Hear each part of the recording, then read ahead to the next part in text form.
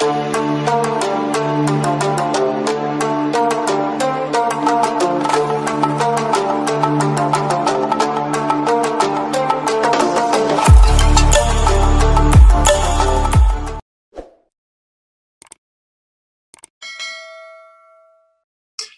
to the Hyperpolyglot Activist, Learn Languages, Make a Difference. My name is Dr. Carlos Sierra Lopez, and today we have great news for those of you who love critical analysis of language. The works of British-Austrian philosopher Ludwig Wittgenstein are now available for free on the internet.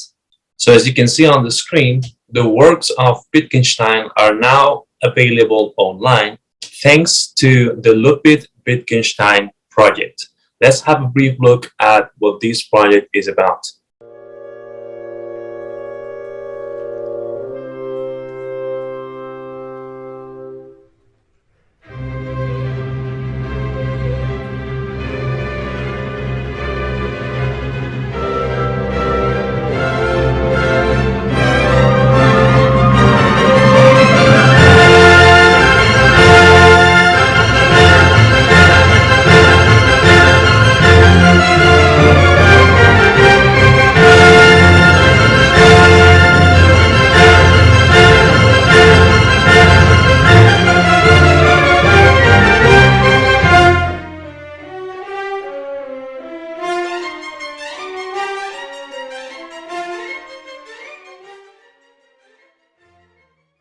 Now, I thought this was an excellent opportunity to offer an overview of Wittgenstein's works, and these are all the works that are now available online thanks to the Ludwig Wittgenstein project. 16 works, so let's break it down one by one. Traditionally, the scholarly literature has distinguished between the early and the late Wittgenstein, and so the work that is most representative of the early Wittgenstein is number 5 on the screen, the Tractatus Logico Philosophicus, whereas the work that embodies the late Wittgenstein is number 13, the Philosophical Investigations. From this perspective, one can think of any other work that shows on the screen as subsidiary to numbers 5 and 13, respectively. Of course, this is a little bit more complicated.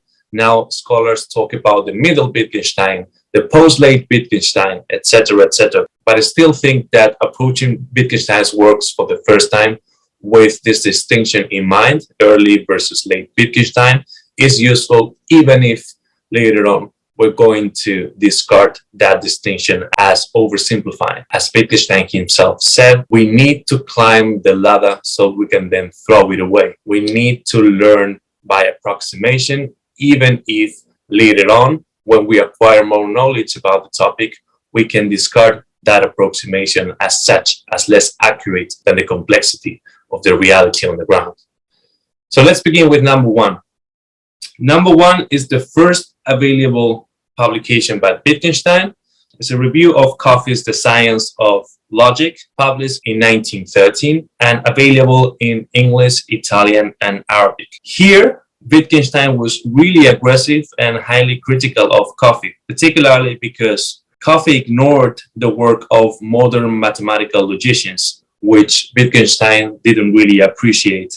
This is a very brief text, but you can already tell that Wittgenstein shows a lot of passion about this topic. You can already envisage that this is not going to be the last text of Wittgenstein, but rather the beginning of a long and fruitful career. The second work we're going to discuss is the Notes on Logic, which is available in both English and Italian. Wittgenstein's philosophical career, as it were, began in 1911 when he went to Cambridge to work with Bertrand Russell. He compiled the Notes on Logic 2 years later as a kind of summary of the work he had done so far. So the Notes on Logic were actually published in 1913, but they summarize his philosophical reflections from 1911 to 1913. The Notes on Logic also contain some of the key materials upon which he drew for the purpose of writing his Tractatus Logico Philosophicus, and in particular the idea that propositions correspond to facts of the world, which are their meaning. Now, the third work is the notes dictated to G.E. Moore in Norway, which are only available in English. On March 26, 1914, G.E. Moore visited Wittgenstein in Norway for 2 weeks and took notes on some of his main thoughts.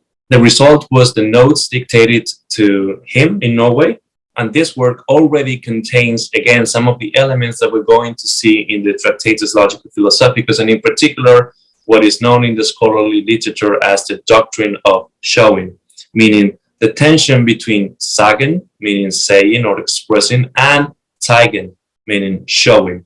A proposition Wittgenstein advanced says one fact in the world while it simultaneously shows the whole range of the world. Number 4 are his notebooks from 1914 to 1916, available in both German and Italian. This work, known in German as the Tagebücher, is an account of the development of Wittgenstein's ideas about logic, language, and value leading up to the Tractatus. This work advances the idea that when we think and operate with language, we make quote-unquote logical pictures of states of affairs. This is his pictorial theory of meaning, which is developed full-fledged in his Tractatus. And that's how we arrive to his magnus opus, the Tractatus Logico Philosophicus. So what we've seen so far up to number 5 is that the Tractatus was not just a result of the sudden inspiration of a genius, but rather the crystallization of a slow and steady work on many aspects pertaining to logics, thought, and the world.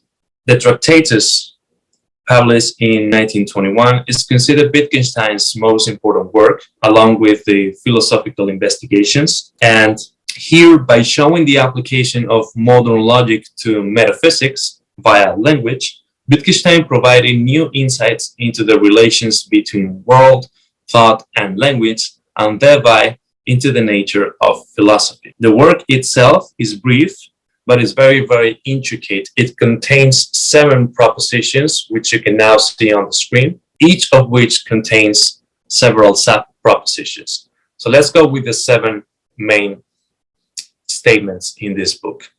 First, the world is everything that is the case. Second, what is the case, the fact, is the existence of atomic facts. Number 3, the logical picture of the facts is the thought. Number 4, the thought is the significant proposition. Number 5, propositions are truth functions of elementary propositions. An elementary proposition is a truth function of itself. Number 6, the general form of truth function is, and then you have that mathematical notation, this is the general form of proposition. And finally, his famous proposition number 7, whereof one cannot speak, thereof one must be silent. Also in this book, he wrote the famous quote, "The limits of my language means the limits of my world," on which I have produced a video that you can find in this very channel. Most people misinterpret this quote as meaning that the limits of whatever languages, Japanese, German, Swahili, etc., I learn are the limits of my world. But this is not what Wittgenstein intended to say. Wittgenstein was rather addressing language as a human faculty rather than any given particular natural language. And this work granted him a PhD. And after publishing the Tractatus, he thought he had solved all the problems in philosophy. Consequently, he retired from professional philosophy. He abandoned Cambridge and he went back to Austria to teach in elementary schools from 1920 to 1926. And there he wrote a dictionary for elementary schools, which is the translation from the German Wörterbuch für Volks- und Bürgerschulen. It's only available in German in the Ludwig Wittgenstein project. And it's essentially a dictionary, or rather a spelling book for German-speaking school children, published in 1926. It contains around 42 pages, and it's true that Wittgenstein's teaching experience had ups and downs. At some points, it was highly controversial, such as when he hit one of the kids at his school. But at any rate, his pedagogical experience, and in particular, the way children go about learning languages, played a key role when it comes to understanding both the content and the form of his second greatest work, the Philosophical Investigations. Number 7 is some remarks on logical form, available right now in English, and there's an upcoming translation into Arabic that is not yet available but will be shortly. This work was published in 1929 and is the only academic paper ever published by Wittgenstein, containing his thinking on logic and the philosophy of mathematics immediately before the rupture that divided his early work, the work from the Tractatus, from his late work, his work encapsulated in the Philosophical Investigations. So after his experience teaching in elementary schools in Austria, Wittgenstein realized that he hadn't solved all the problems with philosophy. Rather, many of his views in the Tractatus Logico Philosophicus were either wrong or incomplete. Therefore, he chose to return to philosophy to right his wrongs. And the first tangible result of this effort is his lecture on ethics. This is a very short document which is around 6 pages and has been translated into many languages. As you can see on the screen, it is now available in English, French, Italian, Spanish, Greek, Romanian, Danish, Swedish, and an upcoming translation into Arabic. Here, Wittgenstein contends that ethical claims are not propositional. So, strictly speaking, they don't really have any meaning. In trying to capture the world as a whole, they constitute an attempt at expressing something that is actually beyond the limits of language and the world. Number 9 is Wittgenstein's remarks on Fraser's Golden Bough. This work is available in German, Spanish, Portuguese, and an upcoming translation in Italian. It was written in 1931 and is one of Wittgenstein's earliest efforts to compose what would eventually become the Philosophical Investigations. The work itself is a collection of Wittgenstein's thoughts on James George Fraser's The Golden Bough, whose subtitle is A Study in Magic and Religion. Here, Wittgenstein is highly critical of Fraser's interpretations of primitive mythology, Christianity, and epistemology, and he also explores the conception of metaphysics as a quote-unquote kind of magic. Next on, we have number 10, Philosophie, which was originally published in Revue Internationale de Philosophie in 1989, and then in the Synthesis Journal, and later in Philosophical Occasions 1912 to 1951. It is a chapter of TS 213, also known as the Big Typescript, which has also been published as an autonomous text several times. I thank Michel Lavazza from the Ludwig Wittgenstein project for this bit of information. Next on, we have the Blue Book and the Brown Book. Now, these are very interesting. The Blue and Brown Books are 2 sets of notes taken during lectures conducted by Wittgenstein from 1933 to 1935. They contain textual evidence for the genesis of what became known as Wittgenstein's later philosophy as embodied in the Philosophical Investigations. The Blue Book, which is available in English exclusively, was produced between 1933 and 1934. It advances Wittgenstein's idea of language games, which is pivotal to the Philosophical Investigations. He also deals with how learning a language takes place by training and by ostensive definitions. The Brown Book is available in English and Italian, and it was written a year later between 1934 and 1935. This work was a draft for what eventually became the growth of the first part of the Philosophical Investigations. There is also additional speculation about the existence of the yellow and the pink books, although their existence has not been ascertained yet. I think here the important lesson to retain is that both in the case of number 5, the Tractatus, and number 13, the Philosophical Investigations, none of these major works were the result of sudden inspiration, but rather the product of a long, steady, and gradual work and reworking on Wittgenstein's philosophical ideas decades before their publication.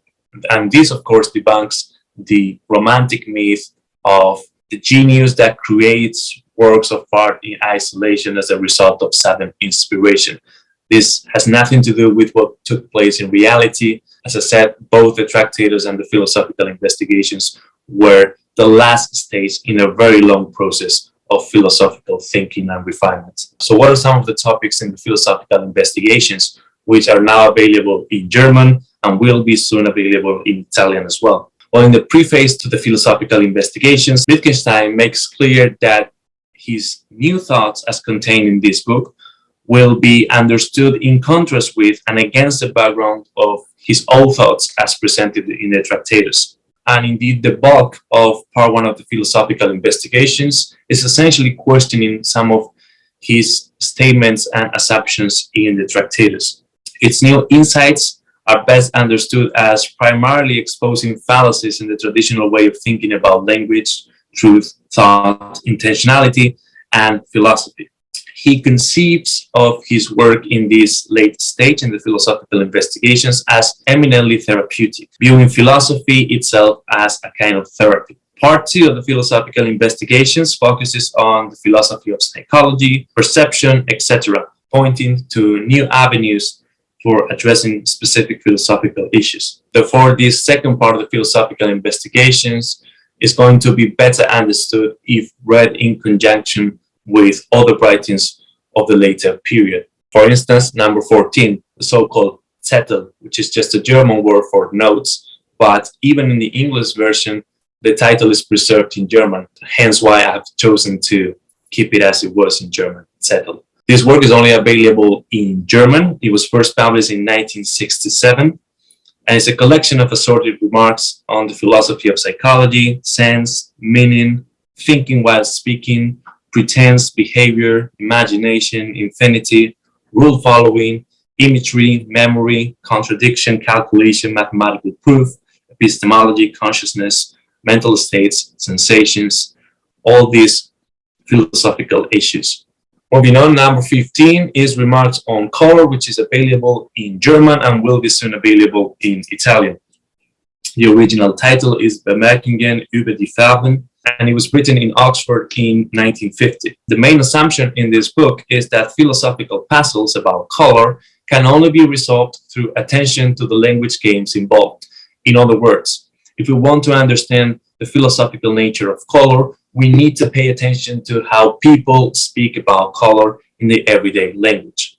And Wittgenstein is particularly interested in analyzing how Goethe and Philipp Otto Jung used language to discuss colors. Wittgenstein argues against the view that colors are features of places in the visual field.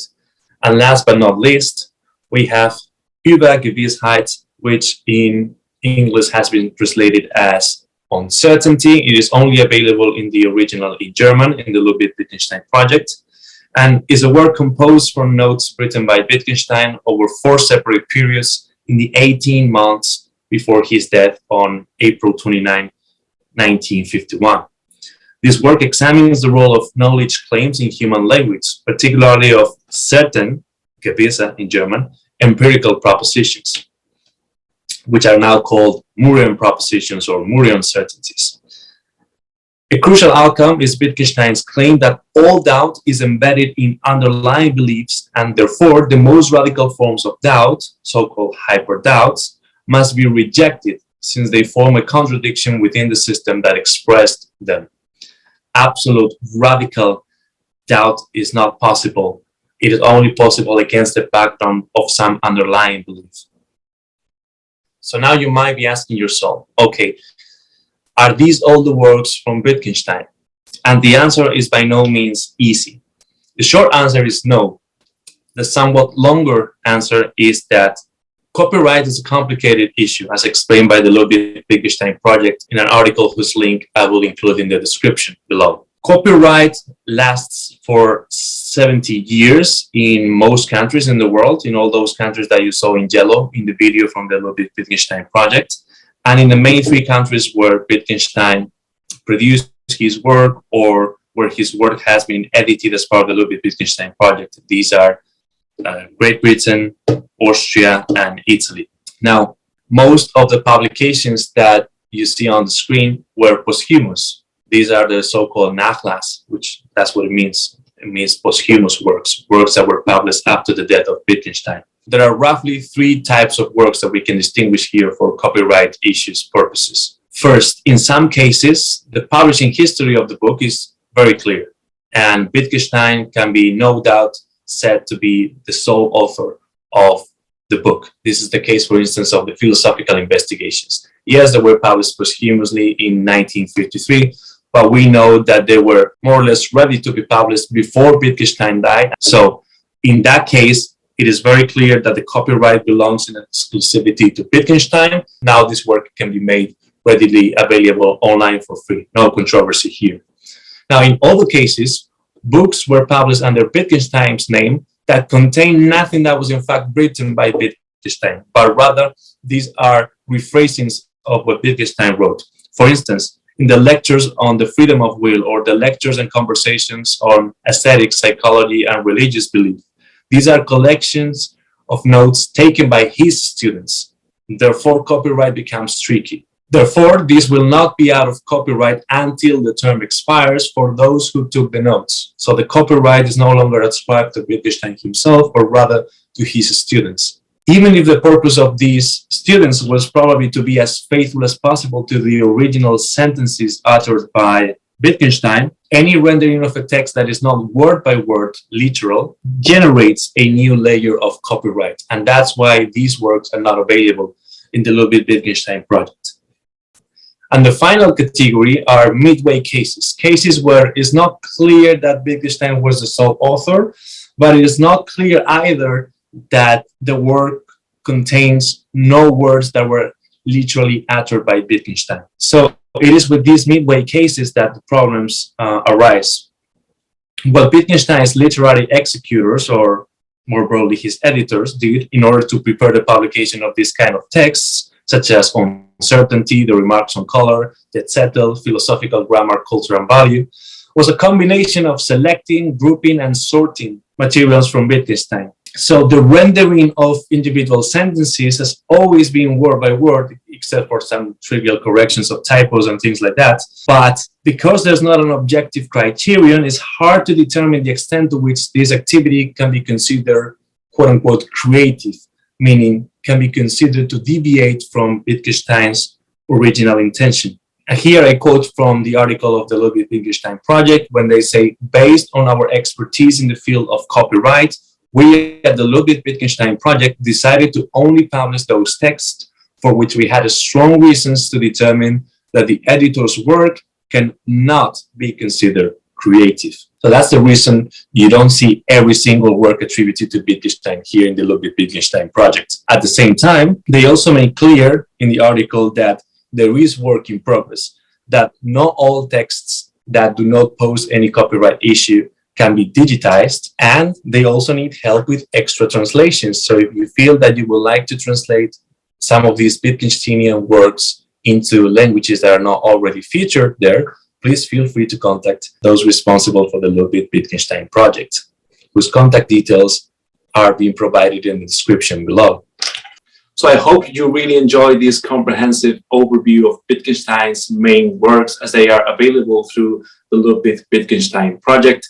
And if you have any questions, comments, ideas, please write them down below, and volunteer translations of Wittgenstein's works and enter in contact, if you will, with those responsible for the Ludwig Wittgenstein project. As always, thanks for watching.